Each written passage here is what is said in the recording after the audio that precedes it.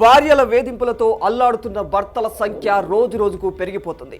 లక్షల రూపాయల భరణం చెల్లించిన భార్యల వేధింపుల నుంచి విముక్తి లభించడం లేదు. మహిళల రక్షణ కోసం తీసుకువచ్చిన చట్టాలను కొందరు దుర్వినియోగం చేస్తూ భర్త, అత్తింటి వాళ్లను తప్పుడు కేసులతో ముప్పు తిప్పలు పెడుతూ ఉన్నారు. భార్య వేధింపులు భరించలేక కోర్టుల్లో న్యాయం జరుగుతుందన్న నమ్మకం లేక కొన్ని నెలల క్రితం బెంగళూరుకు చెందిన టెకీ అతుల్ సుభాష్, కేఫ్ యజమాని పునీత్ ఖురానా, గుజరాత్కు చెందిన సురేష్ సతాదియా ఇలా భార్య బాధితుల వరుస ఆత్మహత్యలు ఎంత సంచలనం సృష్టించాయో మనందరికీ తెలుసు. అలాగే మానవ్ శర్మ అనే ఆగ్రాకు చెందిన టెక్కీ కూడా భార్య వేధింపులు భరించలేక ఆత్మహత్య చేసుకున్నాడు. మగాళ్లను కాపాడండి, మగాళ్లు ఒంటరి వారయ్యారంటూ మానవ శర్మ మరణించే ముందు విడుదల చేసిన 7 నిమిషాల వీడియోలో ఆయన చెప్పిన మాటలు చాలా మందిని కదిలించాయి. ఇక ఈ ఘటనలు మర్చిపోకముందే ఇప్పుడు ఇదే తరహాలో చెన్నైలో మరో భార్య బాధితుడి ఉదంతం వెలుగులోకి వచ్చింది. చెన్నై సిటీకి చెందిన ప్రసన్న శంకర్ ఒకటి కాదు, రెండు కాదు, ఏకంగా లక్షల కోట్ల కంపెనీకి వ్యవస్థాపకుడు. హెచ్ఆర్ టెక్ స్టార్టప్ అయిన రిప్లింగ్ కంపెనీ సహా వ్యవస్థాపకుడు. అంతేకాకుండా చాలా స్టార్టప్ కంపెనీల్లో పెట్టుబడి పెట్టాడు కూడా. అతను పెట్టుబడి పెట్టిన స్టార్టప్ కంపెనీల విలువ లక్షల కోట్ల రూపాయలు ఉంటుంది. అలాంటి ప్రసన్న శంకర్ నారాయణ ఇప్పుడు భార్య బాధితుడు అయ్యాడు. భార్య నుంచి విడాకుల విషయంలో తలెత్తిన వివాదంతో ఇప్పుడు దేశవ్యాప్తంగా సంచలనంగా మారిపోయాడు. ఈ కేసులో చెన్నై సిటీ పోలీసుల తీరుపై ఎక్స్ వేదికగా పెట్టిన పోస్టులు, వాటిని ప్రధాని మోదీకి ట్యాగ్ చేయడం, ఇప్పుడు ఇవన్నీ కూడా కలకలం రేపుతూ ఉన్నాయి. అయితే లక్షల కోట్లకు అధిపతి అయిన ప్రసన్న శంకర్ భార్య చేతుల్లో ఎందుకు బాధితుడయ్యాడు? మధ్యలో చెన్నై పోలీసుల కథేమిటి? వారు కూడా ప్రసన్న శంకర్ను ఎందుకు వేధిస్తూ ఉన్నారు? అసలు ఈ మొత్తం వ్యవహారంలో ప్రసన్న శంకర్కు జరుగుతున్న అన్యాయం ఏమిటి? ఈ విషయాలన్నీ తెలియాలంటే ఈ వీడియోను ఎక్కడ స్కిప్ చేయకుండా చివరి వరకు పూర్తిగా చూడండి. ఇక మ్యాటర్లోకి వెళితే, ప్రసన్న శంకర్ నారాయణ, దివ్య భార్యాభర్తలు. వీరికి 9 ఏళ్ల కుమారుడు కూడా ఉన్నాడు. భార్య, కుమారుడు అమెరికా పౌరులుగా ఉంటూ ఉన్నారు. కొన్నాళ్ళుగా భార్యాభర్తల మధ్య గొడవ జరుగుతుంది. ఈ క్రమంలోనే అమెరికా కోర్టులో విడాకుల పిటిషన్ దాఖలు చేశారు. ప్రస్తుతం ఈ కేసు విచారణలో ఉంది. ఈ క్రమంలోనే భరణం కింద నెలకు 9 కోట్ల రూపాయలు ఇవ్వాలనే డిమాండ్ చేసింది భార్య దివ్య.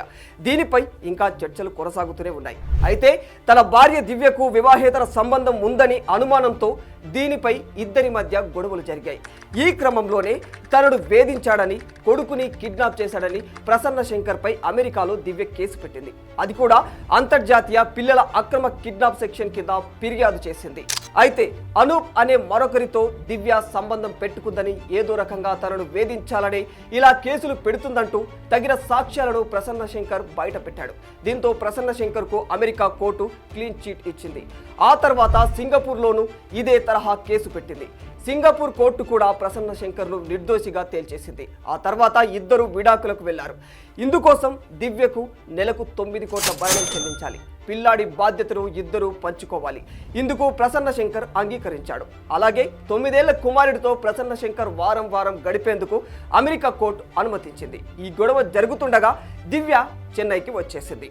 అయితే అమెరికా కోర్టు ఆదేశాల ప్రకారం కస్టోడియల్ అయిన శంకర్ నారాయణ స్నేహితుడు గోకుల్ ద్వారా కుమారుడిని వీకెండ్లో తీసుకెళ్లాడు. దీన్ని తనకు అనుకూలంగా మార్చుకున్న భార్య దివ్య తన కుమారుడిని కిడ్నాప్ చేశాడంటూ భర్త శంకర్ నారాయణపై చెన్నైలో పోలీస్ కంప్లైంట్ ఇచ్చింది. ఇక్కడే అసలు కథ మొదలైంది. దివ్య ఫిర్యాదుతో ప్రసన్న నారాయణను చెన్నై పోలీసులు వేధించడం మొదలుపెట్టారు.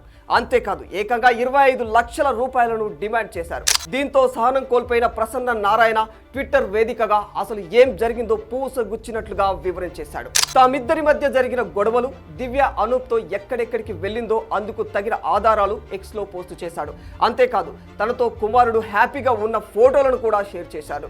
దివ్య ఇచ్చిన ఫిర్యాదుతో చెన్నై పోలీసులు తనను వెంటాడుతున్నారని, వీరి నుంచి తప్పించుకునేందుకు తమిళనాడులో ఉండలేకపోతున్నానంటూ వాపోయాడు. చెన్నైలో ఉన్న తన తల్లిని కూడా పోలీసులు వేధిస్తున్నారని ఆవేదన వ్యక్తం చేశాడు. ఎఫ్ఐఆర్ లేకుండానే తన ఫ్రెండ్ గోకుల్ను బెంగళూరులో అరెస్టు చేసి చెన్నై తీసుకొచ్చారని తెలిపాడు. దీంతో పోలీసులు సైతం ఈ విషయంలో ఇరుక్కున్నట్లయిపోయింది. అమెరికా, సింగపూర్ ఇచ్చిన క్లీన్ చిట్ కాపీలు, కోర్టు తీర్పులతో సహా పలు ఆధారాలను శంకర్ నారాయణ సోషల్ మీడియా వేదికగా పంచుకున్నారు. మరోవైపు ప్రధాని మోదీకి సైతం ట్యాగ్ చేసి తన వెర్షన్ చెబుతూ విరుచుకుపడుతూ ఉన్నాడు.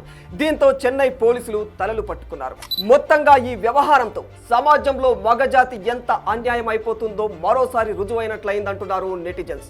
గమనిస్తే మన చుట్టుపక్కలే మనకు తెలిసిన వారిలోనే ఇలాంటి భార్య బాధితులు, కోర్టుల్లో కూడా న్యాయం దొరకని అమాయకపు మగవాళ్ళు ఎందరో మనకు కనిపిస్తూనే ఉంటారు. న్యాయస్థానాలకి కళ్ళు చెవులు ఉండవని అంటూ ఉంటారు. చట్టంలో ఉన్న వాటిని మాత్రమే కోర్టులు పాటిస్తాయి. కాబట్టి కోర్టులను తప్పుపట్టడానికి లేదు. మహిళ పక్షపాతంగా వ్యవహరిస్తున్న చట్టాలదే అసలైన తప్పు. చట్టం ఏదైనా దాని ఉద్దేశం మాత్రం బాధితులకు న్యాయం చేయడమే. కానీ కొన్ని చట్టాల వల్ల ఏ తప్పు చేయని వారు బాధితులు అవుతూ ఉన్నారు. కాబట్టి ఆడవాళ్లకు అనుకూలంగా, మగవారికి ప్రతికూలంగా ఉన్న చట్టాలు ఆసరాగా చేసుకొని తప్పుడు కేసులు పురమాయించే వారి పట్ల కూడా తగిన చట్టాలు తెచ్చి కఠినమైన చర్యలు తీసుకోవాలంటూ పలువురు నెటిజన్స్ ఆవేదన వ్యక్తం చేస్తూ ఉన్నారు. For more videos like this, subscribe Big TV channel.